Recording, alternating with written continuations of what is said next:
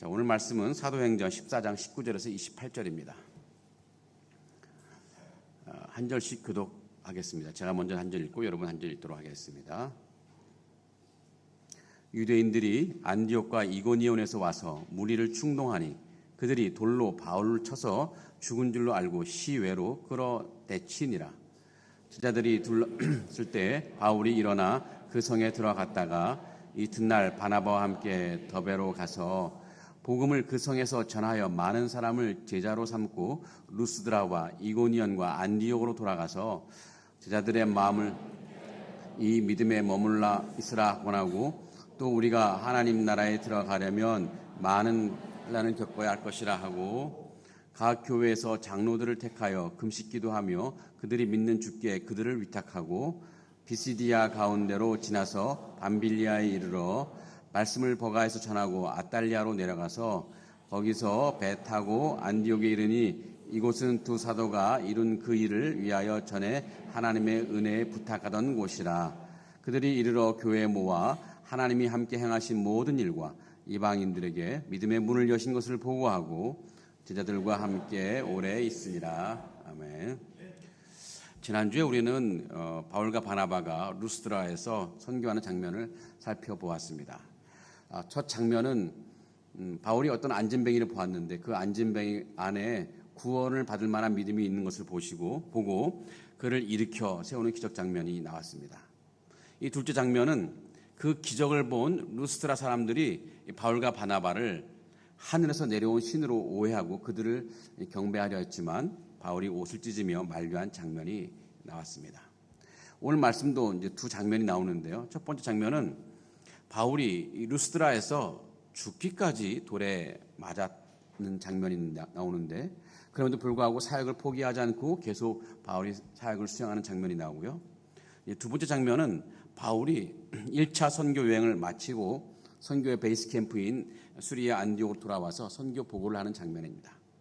이 두 장면에서 우리는 바울이 어떤 사명의식으로 이 사명을 감당했는지를 살펴보며 은혜를 나누려 합니다. 자, 오늘 말씀에 의하면 바울이 이 루스드라에서 복음을 전하다가 돌에 맞아 죽을 지경이 되었습니다. 좀 이상하죠? 왜냐하면 지난주 말씀에 의하면 루스드라 사람들은 이 바울과 바나바에 대해 굉장히 우호적이었습니다. 우호적인 것을 넘어서 바울과 바나바를 하늘에서 내려온 신으로 오해하고 경배하려고 하기까지 했습니다. 그런데 이번 주에 루스드라 사람들이 돌변합니다. 바울에게 아주 적대적인 모습을 보이는데요. 바울에게 돌을 던져서 바울을 죽이기까지 하려 했던 것입니다. 도대체 무슨 일이 생긴 것일까요? 유대인들 때문이었습니다. 오늘 말씀 19절을 보면 유대인들이 안디옥과 이고니온에서 와서 루스드라 사람들을 충동했다고 말합니다. 이 비시디아 안디옥과 이고니온은 사실 얼마 전에 바울과 바나바가 복음을 전해서 선교 수많은 수확을 거두기도 했지만 그곳에 거주하던 유대인들로부터 엄청난 핍박을 받기도 했습니다. 유대인들이 그 도시들에서 여기 루스드라까지 찾아와서 바울의 사역을 회방하고 이 바울을 죽이기까지 하려 합니다. 직접 죽일 수가 없기 때문에 루스드라 사람들을 충동해서 바울을 죽이려 한 것입니다. 자, 유대인들이 루스드라인들에게 뭐라고 충동질했는지는 알 수 없습니다. 하지만 이 루스드라 사람들이 바울에게 돌을 던져 죽게 할 정도로 바울에게 격분한 것이라면 아마도 바울이 루스드라 사람들의 종교를 비방했거나 그들의 신들을 무시했다고 유대인들이 충동했던 것 같습니다. 자, 여하튼 루스드라 사람들이 유대인들의 충동으로 바울에게 돌을 던지는데 이로 인해 바울이 거의 죽게 되었습니다. 이 루스드라 사람들은 바울이 거의 죽은 줄 알고 바울의 몸을 성 밖으로 내쳐버렸습니다. 다행히 바울은 죽지 않았는데요. 아마도 바울이 심각한 부상을 입고 정신을 잃었던 것 같습니다. 정신을 잃을 정도로 돌에 맞았으니 그 몸이 만신창이가 된 것은 너무나 분명합니다. 얼굴이 퉁퉁 부었을 것이고 온몸에 피멍이 들었을 것입니다. 얼마 후에 바울은 정신을 차리고 일어나는데요. 이 바울이 일어나긴 했어도 바울이 당한 부상은 아주 꽤 심각했을 것입니다. 자, 이런 부상을 당했다면 한동안 사역을 쉬면서 몸을 추스려야 하는 것이 너무나 당연한 거 아닙니까? 바울은 지금 40대 중후반입니다. 그 나이에 죽을 정도로 돌을 맞았다면 이 부상이 꽤 심했을 것이고, 그래서 꽤 오랜 시간 동안 치료를 받아야 했을 것입니다. 그런데 이런 심각한 부상을 입은 상태에서 바울이 보여준 이후 행적은 놀랍기만 합니다. 아주 심하게 부상을 당했는데도 바울은 사역을 중단하지 않고 계속 감당하는 거예요. 자, 우선 바울은 이 부상당한 채로 이 더베라는 다른 성으로 옮겨가서 선교 사역을 계속 진행합니다. 이 루스드라에서 더베까지 거리는 약 100km 정도 된다고 합니다. 그 몸으로 더베라는 도시까지 가는 것은 의학적인 상식이 아니더라도 도무지 해서는 안 될 일입니다. 그곳에 앰뷸런스나 차를 타고 가는 리는 없죠. 10중 8구 걸어갔을 것인데 설령 말이나 마차를 타고 간다고 할지라도 며칠 동안 걸릴 것입니다. 더욱이 그 울퉁불퉁한 길을 지나서 간다면 바울이 몸이 엄청 흔들렸을 텐데 얼마나 고통스러웠을까요? 하지만 바울은 그곳에, 그 더베에 가야 했습니다. 왜냐하면 그곳에 복음을 들어야 할 사람들이 있었기 때문입니다. 바울이 한번 복음을 전할 때마다 한 영혼이 죽게 돌아오는 것을 바울이 봤는데 어떻게 그 사명을 회피할 수 있겠습니까? 실제로 바울이 더베에 가서 복음을 전할 때 어떤 일이 일어났을까요? 오늘 말씀 21절을 보면 이런 말씀이 있습니다. 복음을 그 성에서 전하여 많은 사람을 제자로 삼고, 한두 사람이 아니라 많은 사람이 바울이 전한 예수에 대한 복음을 듣고 예수 그리스도를 영접해서 구원을 받았습니다. 바울이 이렇게 될 것을 너무나 잘 알고 있었기 때문에 바울은 아픈 몸을 이끌고서라도 기어코 더베로 가야 했던 것입니다. 우리 교회가 선교를 포기할 수 없는 이유도 바울의 심정과 같습니다. 우리 교회 선교 사역을 통해 선교지에서 죽어가는 수많은 영혼들이 살아난다는 것을 우리가 알고 있는데요. 사실 우리 교회는 코로나 이후로 좀 재정적으로 좀 쉽지 않은 상황이 있습니다. 그럼에도 우리의 수고와 헌신으로 천하보다 귀한 한 영혼, 그 영혼이 살아난다면 우리는 절대로 선교를 포기해서는 안 됩니다. 선교를 포기하는 교회는 더 이상 교회가 아닙니다. 주님의 유언과 같은 이 마지막 명령이 선교인데 그 마지막 명령을 포기한다면 교회는 도대체 무엇을 할 수 있을까요? 여러분, 우리 교회가 선교 사역을 더 많이 감당할 수 있도록 여러분 많이 기도해 주시기 바랍니다. 자, 바울이 부상당한 채로 사역을 감당한 것은 더베에서 선교 사역만 한 것만이 아닙니다. 바울은 더베에서 선교 사역을 마치고 이전에 선교했던 도시들을 다시 방문해요. 바울이 다시 방문한 이 도시들은 루스드라, 이고니온, 이 비시디아, 안디옥인데 사실 그 도시들은 바울에게 굉장히 위험한 도시들입니다. 바울이 이 도시들에서 선교의 수많은 수확을 얻고 또 교회를 세우기도 했지만 유대인들로부터 엄청난 박해를 받았던 곳이기도 합니다.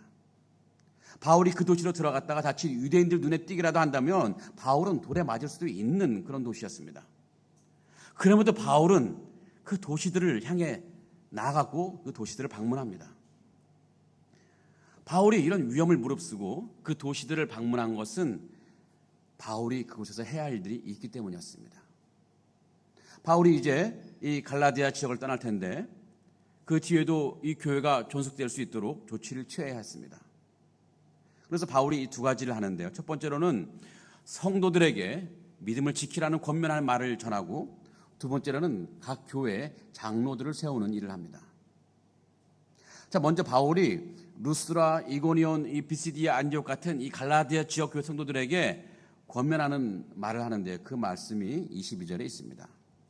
자, 제자들의 마음을 굳게 하여 이 믿음에 머물라 있으라 권하고, 또 우리가 하나님 나라에 들어가려면 많은 환난을 겪어야 할 것이라고 권면합니다. 바울이 이런 갈라디아 지역 교회들에게 준 권면의 핵심은 이 믿음에 머물러 있으라 하는 것입니다. 이 믿음에 머물러 있으라. 즉 믿음의 길에서 벗어나지 말라는 것입니다. 바울이 왜 이런 사람들에게 이런 권면을 해야 했을까요? 두 가지 이유가 있는 것 같습니다. 첫 번째로는 그 갈라디아 지역 교회 성도들, 그들의 믿음을 흔들 만한 환란이 있다는 것을 바울이 알기 때문입니다. 그 지역의 유대인들이 교회들을 보고 가만히 있을 리가 없습니다. 어떻게 해서든 그들을 괴롭혀서 교회를 파괴하려 할 것이고 성도들을 핍박할 것입니다. 바울 자신이 예수 그리스도를 만나기 전에 교회를 엄청 파괴하고 또 성도를 핍박한 적이 있었는데 자신이 그런 입장에서 서봤던 적이 있었기 때문에 지금 앞에 있는 교회들이 앞으로 어떤 고난을 당할지 훤히 알고 있었던 것입니다. 게다가 이제 로마 제국도 이제 황제 숭배가 점점 강화되면서 로마 제국으로부터 이 교회가 얼마나 많은 심한 압력을 받을지를 이 바울은 감지했었던 것입니다. 그래야 성도들이 단단히 마음 먹지 않으면 믿음의 길에서 벗어날 수 있다는 것을 바울은 알고 있었던 것입니다. 자, 그런데 사실 어떻게 보면 이 갈라디아 지역의 성도들은 환란 중에서도 이 믿음에 머물러 있는 것은 어쩌면 우리 시대 성도들보다 수월할 수 있다는 생각이 듭니다. 그들의 환란은 보이기 때문에 환란을 구별하기가 어렵지 않습니다. 그리고 여럿이 함께 당하는 환란이기 때문에 그나마 서로 힘을 합쳐서 견디기 쉬울 수 있습니다. 하지만 우리 시대는 쉽지 않습니다. 비록 보이는 환란은 없을지 몰라도 보이지 않는 환란이 우리 주변에 너무 많이 널려 있습니다. 보이지 않기 때문에 어쩌면 그것이 더 치명적일 수 있습니다. 우리 시대 성도들이 견뎌야 할 보이지 않는 환란은 대표적인 것은 세상의 유혹입니다. 세상의 유혹이 우리 성도들이 견뎌내야 할 보이지 않는 환란입니다. 한국의 많은 교회에 청년들이 보이지 않습니다. 청년들이 교회에 남아 있기에는 세상의 유혹이 너무나 강렬합니다. 이 청년들뿐만 아닙니다. 이 청소년들은 이 학업과 입시 때문에 교회 갈 시간이 없어요. 교회 간다고 해도 이미 몸이 한 주 동안 지쳐버려서 온전하게 예배를 드릴 수가 없습니다. 이 믿음이 좋다고 하는 부모들도 은근히 자녀들이 주일날 교회 가는 것보다 학원 가는 것을 바라는 경우도 종종 있습니다. 그러니 한국교회 다음 세대가 굉장히 걱정됩니다. 이 교회라면 이 다음 세대를 위해 투자도 많이 해야 되고 기도를 많이 해야 되는데 우리 교회도 좀 그런 모습이 있으면 좋겠습니다. 다음 세대를 위한 가장 중요한 투자가 있다면 그것은 바로 그들을 위한 제자훈련입니다. 청소년, 청년들을 위한 제자훈련으로 그들을 무장해서 보이지 않는 환란인 유혹을 물리치고 신실한 제자로 그들이 살아갈 수 있도록 교회가 힘을 써야 한다는 것입니다. 감사하게도 우리 교회는 장년부뿐만 아니라 청년부와 대학부에서도 제자훈련을 하고 있고 청소년부와 어린이부에서도 제자훈련을 하고 있습니다. 이 제자훈련을 통해서 이 보이지 않는 환란인 세상의 유혹을 물리칠 만한 영적 근육을 길러야 할 것입니다.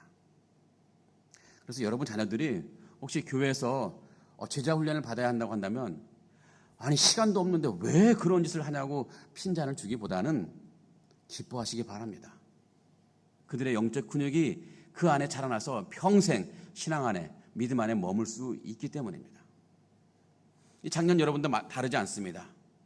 여러분들 가운데 제자훈련을 받으라는 권유를 받으면 제가 지금도 권유하고 있습니다. 제자훈련을 받으세요. 제자훈련을 받으라는 권유를 받으면 야 드디어 때가 왔구나 하면서 여러분의 영적 근육을 키울 기회로 삼으시기 바랍니다. 그래서 여러분들이나 여러분 자녀들이 세상 어떤 상황에서도 흔들림 없이 믿음의 길을 갈 수 있기를 기원합니다.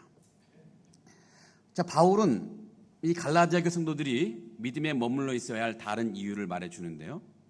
그것은 믿음에 머물러 있어야 하나님 나라에 들어갈 수 있기 때문입니다.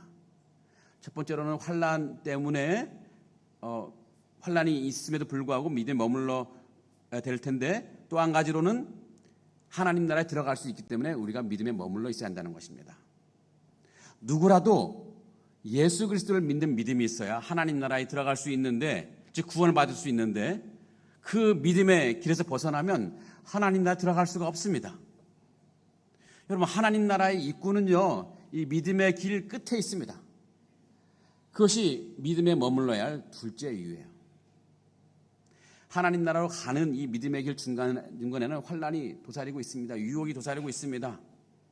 그 환란이 있다고 해도, 그 유혹이 있다고도 믿음에 머물러야 하는 것은 환란에서 인내하고 유혹을 물리치며 그 믿음의 길을 끝까지 갈 때 비로소 하나님 나라에 들어갈 수 있기 때문입니다. 자, 그런 이유로 바울은 성도들에게 어떤 상황에서도 때로는 환란이, 때로는 유혹이 있다고 해도 믿음의 길 끝에 있는 하나님 나라를 바라보며 믿음을 지키라고 권면하고 있습니다. 그것이 바울이 이 갈라디아 지역 교회들을 다시 방문해야 했던 첫 번째 이유였습니다. 자, 바울이 위험을 무릅쓰고 이 갈라디아 지역 교회들을 다시 방문해야 했던 두 번째 이유가 있습니다. 그것은 교회를 섬길 장로들을 세워야 했기 때문이었습니다. 자, 이때 장로는 우리 시대의 장로라기보다는 우리 시대 목회자에 가까운 장로입니다. 자, 교회와 성도들을 섬길 목회자로 장로를 세울 필요가 있었습니다. 왜냐하면 이 교회 안에 이 지도자가 없으면 교회는 중심을 잃고 흔들릴 것이고 성도들은 이 목양적인 돌봄을 받지 못하기 때문인데요. 그렇지 않아도 유대인들이 틈만 있으면 교회를 핍박하려고 하는데 이 교회가 중심을 잃고 성도들이 돌봄을 받지 못한다면 그 교회는 곧 사라질 수 있는 위기에 있습니다. 그때도 그렇지만 지금도 마찬가지인데요. 성도들은 이 교회 없이는 믿음에 머물기가 참 어렵습니다. 한동안 한국에 이 가나안 성도라는 말이 유행했더랬습니다. 이 가나안은 거꾸로 하면 안 나가지 않습니까? 안 나가. 처음 들어보세요? 유행했는데 교회 안 나가면서 신앙생활을 하겠다고 하는 분들을 가리키는 말이 가나안 성도입니다. 교회 가서 이 꼴 보기 싫은 것을 보느니 차라리 혼자서 믿음생활을 하겠다는 것이죠. 자, 그런 일이 생기기까지 교회가 잘못하고 성도를 실망시킨 것에 대해서 교회가 반성해야겠죠. 오죽했으면 교회 나가지 않겠다고 말했을까요? 교회 안에 이 바르지 않은 모습이 있고 또 다툼이 있는 것을 보면서 교회 염증을 내는 거죠. 교회가 성도들을 걱정해야 되는데 오히려 성도가 교회를 걱정해야 돼. 그런 경우가 종종 있습니다. 자, 그런 면에서 목회자인 저부터 깨어서 있어야 되고 우리 당회와 평신도 지도자분들도 교회가 하나님 뜻에 바르게 합당하게 유지될 수 있도록 깨어 있어야 할 것입니다. 그러나 교회가 아무리 실망스럽다고 해도 성도들이 교회에 있지 않으면, 교회에서 함께 예배드리지 않고 함께 교제를 나누지 않는다면 그 누구라도 믿음에 머물렀기가 참 어렵습니다. 누군가가 말한 적이 있는데요. 물고기는 물을 떠나서 혹시 살 수 있을지 몰라도 성도가 교회를 떠나서는 살 수가 없다는 말, 참으로 옳은 말 같습니다. 믿음은요, 이 공동체로 함께 있어야 유지될 수 있고 성장할 수 있습니다. 우리가 코로나 기간에 다 체험하지 않았던가요? 혼자서 온라인으로 예배 드리면서 우리가 얼마나 영적으로 피폐해졌던가요? 그리고 우리 현장을 나와서 함께 예배 드릴 때 우리 마음에 얼마나 기쁨이 충만했던가요? 또 교회 안에서 섬김의 자리에서 교회와 다른 성도들을 섬길 때 우리는 얼마나 우리 가슴 안에서 은혜가 넘쳤습니까? 교회 안에는 사람들이 있는 곳이기 때문에 여러 가지 실망스러운 부분도 분명히 있지만 그럼에도 우리가 기억해야 될 것은 교회 밖은 영적인 정글입니다. 영적인 정글이에요. 베드로전서 5장 8절에 보면 베드로가 이렇게 경고하는데요.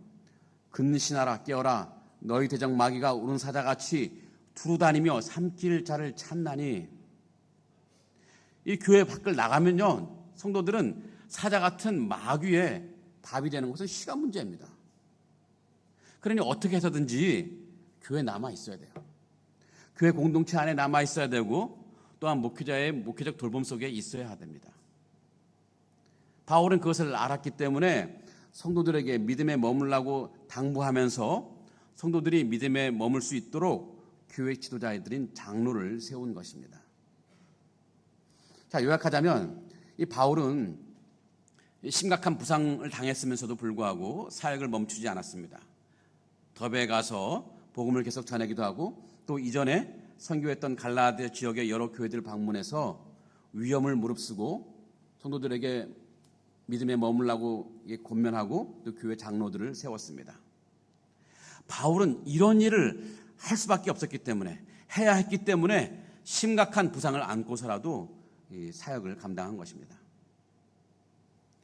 우리는 바울의 이런 행적에서 너무나 큰 도전을 받습니다. 바울은 자칫 이 생명까지 위험할 수 있는데 사역하는 길에 거침이 없습니다.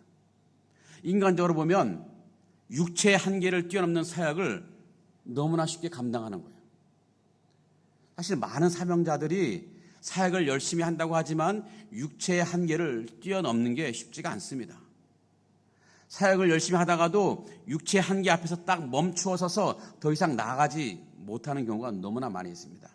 저는 여기까지만 사역하겠습니다. 선을 딱 그어놓고 더 이상은 사역을 쳐다보지도 않는 거죠. 우리의 육체의 한계 외에도 이 형편의 한계를 잘 뛰어넘지 못하는 경우가 많이 있습니다. 사역을 열심히 하다가도 어떤 형편의 한계에 도달하면 거기서 더 이상 나아가지 않아요. 때로는 사역을 내려놓기도 합니다. 가정의 형편, 재정적 형편, 자녀의 형편, 다양한 형편이라는 이 한계에 도달하면 한계를 뛰어넘기보다는 사역을 내려놓는 경우가 너무나 많이 있습니다. 아니, 어쩌면 당연한 것이고 충분히 이해가 됩니다. 그런데 아쉽습니다.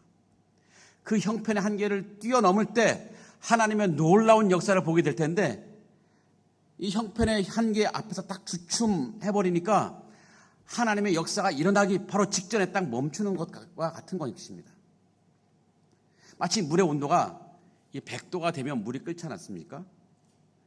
100도가 되면 물이 끓고 그래서 이 액체가 기화돼서 수증기로 막 날아갈 텐데 딱 99도에서 멈추는 것 같아요.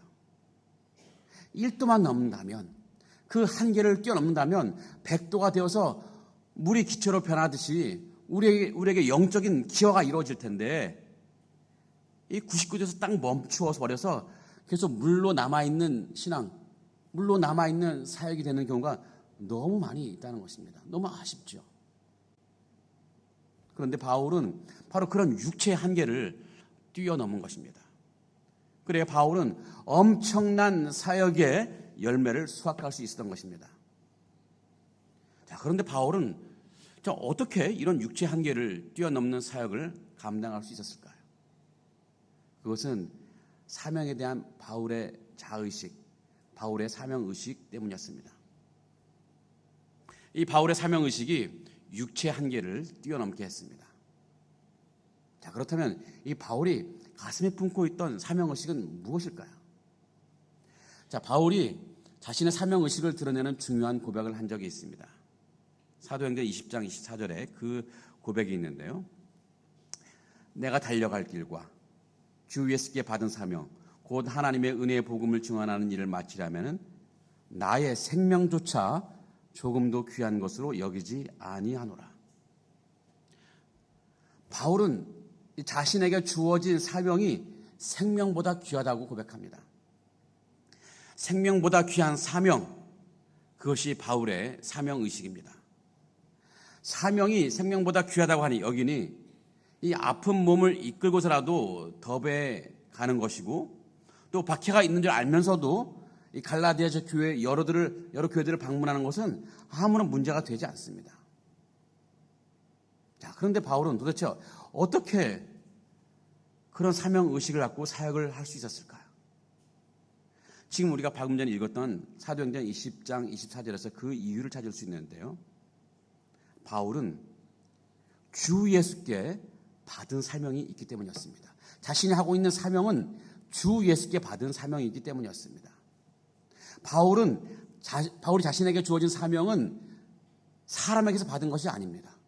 또 자신의 결단으로 시작한 사명도 아닙니다. 예수 그리스도로부터 받은 사명이기 때문이었습니다. 우리가 직장 생활하다 보면 우리 직장 상사로부터 여러 가지 미션을 받고 일할 때가 많이 있지 않습니까? 그런데 만약 엄청난 큰 회사에서 근무하는 직원이 어느 날 저 하늘과 같은 기업 회장, CEO로부터 직접 전화를 받고 미션을 받으면 어떻게 하겠습니까? 그 미션을 우리가 어떻게 여길까요? 만일을 제껴놓고 며칠 밤을 새더라도 또 식음을 전폐하고 그 미션을 수행하겠죠. 왜냐하면 그 미션을 제대로 수행만 한다면 기업 회장으로부터 인정받을 것이고, 그렇게 된다면 그 회사의 직원의 위치에서 엄청난 영광스러운 경험을 하게 될 것이기 때문에 그렇습니다. 자, 바울이 감당하고 있는 사명은 이 기업 회장과 비교할 수 없는 분에게서 받은 것입니다. 바울이 자신에게 사명 주신 분을 어떻게 표현하고 있습니까? 주 예수입니다. 주 예수. 자신의 이 사명은 주 예수로부터 받은 사명이라고 말하고 있습니다. 여기서 주라고 하는 것은 하나님을 뜻하는 것인데요. 하나님이 자신에게 주어진 사명. 그러니 이 바울에게 그 사명의 무게는 자신의 생명보다 훨씬 무거운 무게였습니다.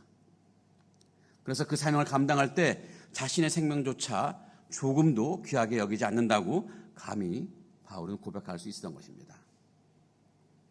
자, 이런 사명의식으로 사명하는 분들이 꽤 많이 있는데, 이런 분들에게는 고난은 아무것도 아닙니다. 오히려 그 고난은 영광스러운 고난으로 여겨질 것입니다. 그러고 보면 이 고난이라고 하는 것은 다 똑같은 고난이 아닌 것 같습니다. 어떤 고난은 힘들고 슬픈 고난이기도 하지만 어떤 고난은 영광스럽고 기쁜 고난일 수밖에 있습니다. 어떤 고난이 영광스럽고 기쁜 고난일까요? 그것은 사명을 위한 고난입니다. 특히 우리 주 예수 그리스도로부터 받은 사명을 위한 고난이 영광스럽고 기쁜 고난을 만들어낼 수 있습니다. 그런 고난은 더 이상 고난이 아니죠. 바울은 자신이 당한 고난을 고난으로 여기지 않고 자랑으로 여겼습니다. 갈라디아서 6장 17절에 바울이 뭐라고 하냐면 자기 몸에 난 상처를 예수의 흔적이라고 말합니다. 예수의 흔적. 얼마나 감동스러운 고백입니까? 저는 바울이 참 행복한 삶을 살았겠다고 이렇게 생각을 해봅니다. 사역하느라고 수많은 고난을 받아야 했고, 또 물론 고난 자체가 행복은 아니지만 이 고난을 감수하면서까지라도, 심지어 목숨을 바치면서까지라도 감당할 만한 사명을 받았고 품고 산다는 것, 그것이 행복이고, 또 그 사명을 감당하려고 자신의 삶을 다 드릴 수 있다는 것, 그것이 행복일 텐데 바울은 그것 때문에 정말 행복했을 것이라고 저는 믿습니다. 우리가 편하게 살아서 행복할 수 있습니다. 건강하고 또 아무런 큰일 없는 것, 행복일 수 있습니다. 하지만 한 단계 더 높은 차원의 행복은 내 삶 가운데 내가 목숨을 걸 만한 사명이 있고, 또 그 사명을 위해서 내가 살아갈 때 어쩌면 그것이 우리가 누릴 수 있는 가장 높은 단계, 최고 단계의 행복일 것이라고 저는 믿습니다. 저는 우리 교회 많은 성도님들을 볼 때마다 존경의 마음을 가질 때가 있습니다. 구역 순장이며 주일학교 교사, 또 각 위원회 부서에서 섬기는 분들, 또 찬양팀과 또 세션들을 볼 때마다 너무너무 존경스러워요. 또 여러 상황상 사역에 참여하지 못하지만 대신 물질로 헌신하는 분들도 꽤 많이 있습니다. 교회 여러 행사 때 후원을 요청하면 많은 분들이 작지 않은 금액으로 후원하시는 분들이 있습니다. 여하튼 제가 확신하건대 이런 분들은 주 예수께 받은 사명을 가슴에 품고 살아가는 분들이라고 믿습니다. 때로 고난이 오면 그것 때문에 사역을 또 헌신을 중단하기보다는 그 고난을 자신의 몸에 새긴 예수의 흔적이라고 여기면서 자신에게 주어진 사명인과 헌신을 포기하지 않는 분들이 분명히 있습니다. 바라기는 우리 모두가 이 바울과 같은 사명이 생명보다 귀하다는 사명의식을 우리 가슴에 품고, 때로는 육체의 한계, 때로는 그런 상황의 한계, 형편의 한계가 오더라도 그것을 다 뛰어넘는 사역자가 되기를 간절히 기원하고 바랍니다. 혹시 여러분 가운데 나는 이렇다 할 사역이나 헌신의 기회를 찾지 못한 분이 있다면 여러분 걱정하지 마시고 우리 교역자들에게 문의하시기 바랍니다. 내 달란트에 맞게 혹은 내 상황에 맞게 사역할 수 있는 것이 무엇인지 한번 물어보세요. 여전히 우리 교회 안에는 여러 곳에서 많은 일꾼들이 필요합니다. 그 사역들을 감당하면서 여러분 사명자가 누리는 그 엄청난 행복을 아주 풍성하게 누리시는 여러분 되기를 간절히 기원합니다. 자, 오늘 말씀에서 기록된 두 번째 장면은요, 바울이 선교 베이스 캠프인 안디옥 교회로 돌아와서 선교 보고를 하는 장면입니다. 이제 바울과 바나바는 1차 선교 사역을 여행을 마치고 2년 만에 이제 안디옥 교회로 돌아왔습니다. 이때 바울이 교회에 돌아와서 선교 보고를 하는데 그 보고한 내용이 핵심이 27절에 있습니다. 거기 뭐라고 되어 있냐면은 그들이 이르러 교회를 모아 하나님이 함께 행하신 모든 일과 이방인들에게 믿음의 문을 여신 것을 보고하고, 자, 이 보고사항은 뭐 간단한 것 같지만 사실 굉장히 중요합니다. 바울의 1차 선교 여행은 일종의 시금석입니다. 과연 하나님께서 이방인들에게도 믿음을 주시고 구원을 주시는지를 확인하는 여행이기도 했습니다. 물론 이 선교 캠프, 베이스 캠프인 수리의 안디옥 교회에서 이미 이방인들의 복음이 전파되고 구원을 베푸신 하나님의 역사가 나타나긴 했습니다. 하지만 그것이 이방인들에게 예외적으로 구원이 허용된 것인지 아니면 정말로 이방인들에게도 복음의 문이 활짝 열린 것인지를 판가름하기가 쉽지 않았습니다. 그런데 바울의 1차 선교 여행을 통해 그것이 확인되었습니다. 자, 27절을 다시 보면 하나님이 함께 행하신 모든 일과 이방인들에게 믿음의 문을 여신 것이라고 표현되어 있는데, 이것은 구원의 문이, 이 복음의 문이 유대인을 넘어서 이방인들에게 활짝 열렸다는 것을 의미하는 것이고, 그것이 하나님 뜻이라는 것을 확인해 주는 보고였던 것입니다. 그러게 이 바울의 1차 선교 여행은 선교 역사 가운데 획기적인 사건이 될 수밖에 없고, 이 바울의 이 선교 보고는 기독교의 역사의 방향을 바꾸는 엄청난 보고였습니다. 자, 그런데 바울이 이 선교 보고에서 우리는 바울의 또 다른 사명 의식을 발견합니다. 바울이 선교를 하면서 자신이 무엇을 했는지를 말하는 것이 아니라 하나님이 무엇을 행하셨는지를 말하고 있습니다. 이것이 바울의 두 번째 사명 의식입니다. 사명은 하나님이 행하신 것이라는 의식입니다. 자, 이 점에 대해서는 제가 여러 번 말씀드렸죠.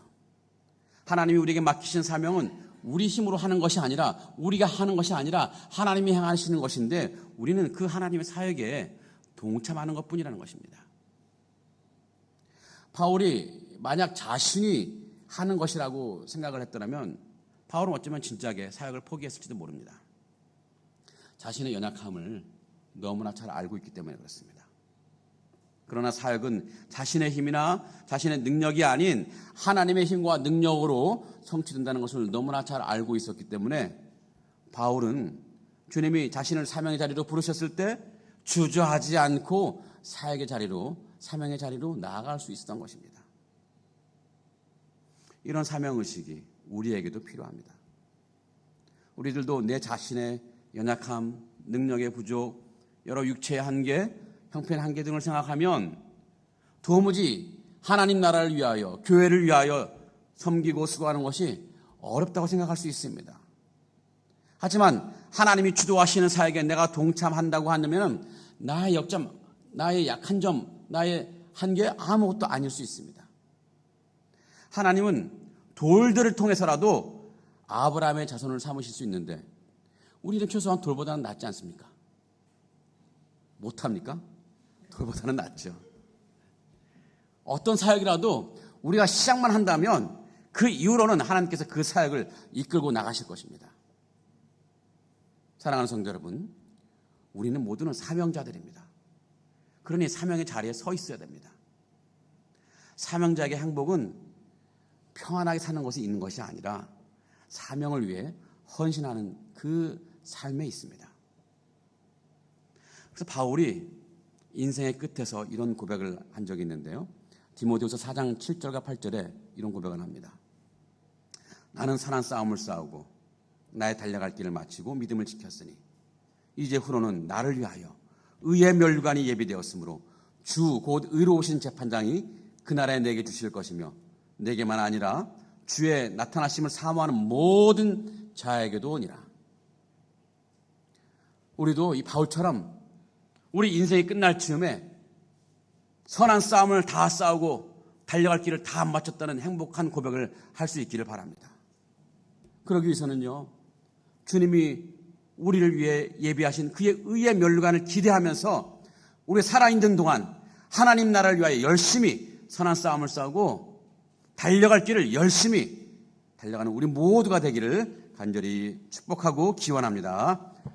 우리 다 같이 일어나셔서 찬양하시고 같이 기도하도록 하겠습니다. 주님 다시 오실 때까지.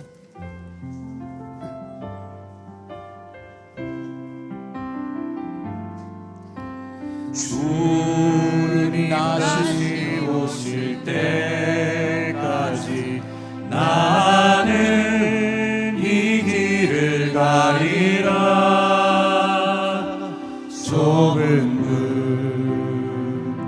좁은 길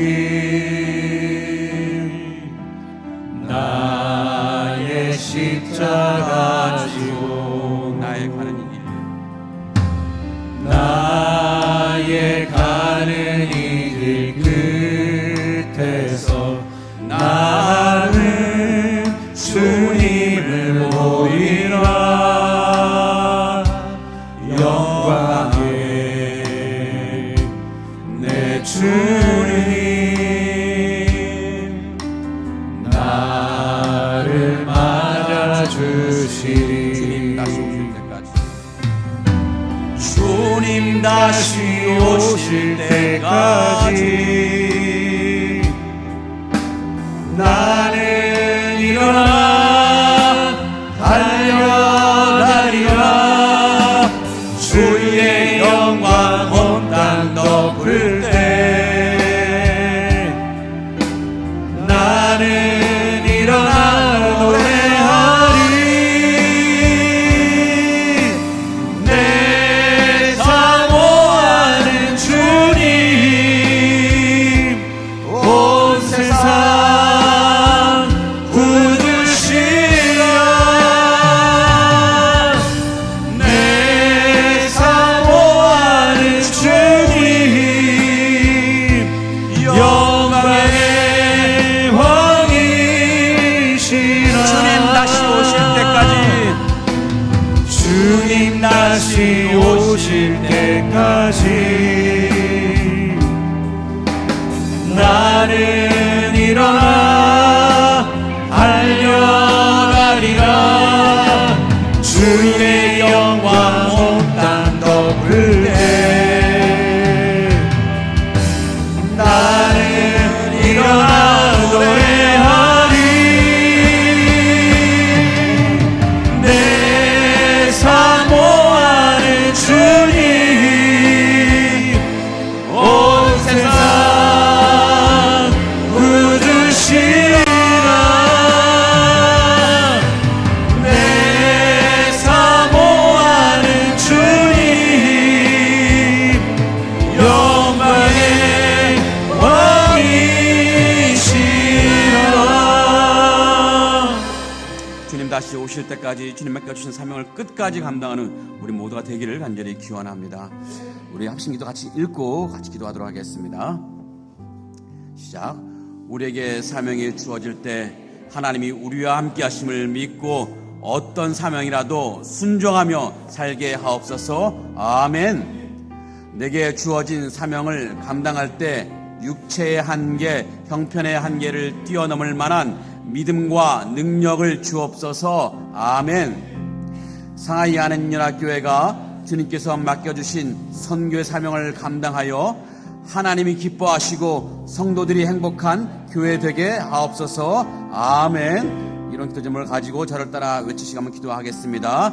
주여 은혜를 주옵소서. 주여 은혜를 주옵소서.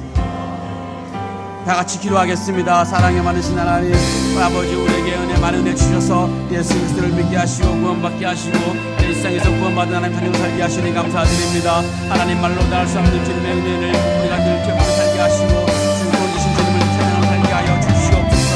하나님, 우리가 이 땅에 살고 많은 환난과 많은 경험이 있다 할지라도 우리 모두가 믿음의 몸을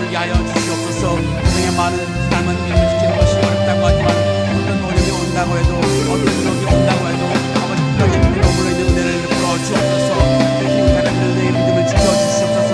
그들이 살아가는 환경, 이분들은 더 많은 유혹이 있을 터인데 어떤 유혹도 흔들림 없이 믿음의 삶을 살아갈 수 있도록 그들의 영적 능력을 키워주시고 오직 믿는 사람으로 살아가게 하여 주시옵소서. 또한 우리가 주님의 보시지 앞에 순종하기를 원합니다. 내 육신의 만족과 안목이 즐거움을 사모하기보다는 주님의 부르심에 순종하는 사명자로 살게 하옵소서. 때로는 주님의 주신 사명을 감당하는 일이 거워 보일 때 한날지라도 하나님이 사명을 이루신 것을 믿고 어떤 사명을 감당할 믿음을 주시옵소서. 설정 육체 한계에 주신다고 해도 거기 사명을 포기하거나 중단하는 것이 아니라 주님과 함께 그 한계를 뛰어넘어 주님이 이루시는 놀라운 역사를 보게 하여 주시옵소서. 그래 언젠가 주님 만나게 될 때 선한 싸움을 열심히 다 싸우고 달려갈 길을 열심히 달려가고 믿음을 지킨다라고 주님 앞에 고백하며 주님 주신 의의 멸류관을 받는 우리가 되게 하여 주시옵소서. 상하이 하늘께 은혜 베풀어 주셔서 이 시대의 복음을 듣지 못해서 죽어가는 영혼들의 복음을 전하는 사명과 한 성도를 주님의 제대로 세우는 사명을 최선을 다해 감당하는 교회가 되게 하여 주시옵소서. 하나님의 주신 이 사명을 감당함으로 우리 교회가 날로 부흥하며 하나님의 영광을 목도하는 하나님 기뻐하시는 교회로 삼아 주시옵소서. 오직 주님의 은혜가 아버지 이 교회를 덮고 영광이 없는 교회가 되게 하여 주시옵소서. 사랑이 많으신 하나님, 우리에게 너무나 많은 은혜 주셔서 우리로 예수 그리스도를 믿게 하시고 또 구원받게 하시고 그리하여 이 세상 속에서 구원받은 하나님의 자녀로 살게 하시니 감사를 드립니다. 말로 다 할 수 없는 주님의 그 은혜를 우리가 늘 기억하며 살게 하시되 우리에게 구원 주신 주님을 늘 찬양하며 살게 하여 주시옵소서. 살아계신 하나님, 우리 모두가 주님이 주신 믿음에 머물게 하여 주시옵소서. 세상의 삶은 믿음을 지키는 것이 너무나 어렵지만 어떤 어려움이 온다고 할지라도 어떤 유혹이 온다고 할지라도 끝까지 믿음에 머물러 있는 은혜를 우리에게 허락해 주시옵소서. 특히 우리 자녀들의 믿음을 지켜 주시옵소서. 그들이 살아가는 환경은 믿음을 흔드는 더 많은 유혹이 있을 터인데 하나님, 어떤 유혹에도 흔들림 없이 믿음을 지켜나가는 우리 자녀들 될 수 있도록 그들에게 영적인 근육을 키워주시고 오직 믿음의 사람으로 살아갈 수 있는 은혜를 베풀어 주시옵소서. 또한 우리가 주님의 부르심 앞에 순종할 수 있는 사람이 되게 하여 주시옵소서. 우리가 살아가는 동안 내 육신의 만족과 안목의 즐거움을 사모하기보다는 주님의 부르심에 순종하는 사명자로 살게 하여 주시옵소서. 때로는 주님 주신 사명을 감당하는 일이 버겁고 힘들어 보인다 할지라도 하나님이 이 사명을 이루시는 것임을 믿고 어떠한 사명도 감당할 수 있다는 믿음을 가지고 순종할 수 있게 하여 주시옵소서. 설령 육체의 한계, 형편의 한계에 부딪힌다고 할지라도 거기서 사명을 중단하거나 포기하거나 물러서는 것이 아니라 주님과 함께 그 한계를 뛰어넘어 주님이 이루시는 놀라운 역사를 보게 하여 주시옵소서. 그래 언젠가 우리가 주님을 만나게 될 때 선한 싸움을 열심히 싸웠고 달려갈 길을 열심히 달려왔고 믿음을 지켰나라고 주님 앞에 고백하며 주님이 주시는 의의 멸류관을 받는 우리 모두가 되게 하여 주시옵소서. 우리 상하이 하느님교회 은혜 베풀어 주셔서 이 시대에 복음을 좇지 못해서 죽어가는 영혼에게 복음을 전하는 선교 사명을 감당케 하여 주시옵소서. 또한 한 성도를 주님의 제자로 세우는 제자 훈련의 사명을 최선을 다해 감당하는 교회가 되게 하여 주시옵소서. 우리의 영원한 구주이신 예수 그리스도 이름으로 간절히 기도합니다. 아멘.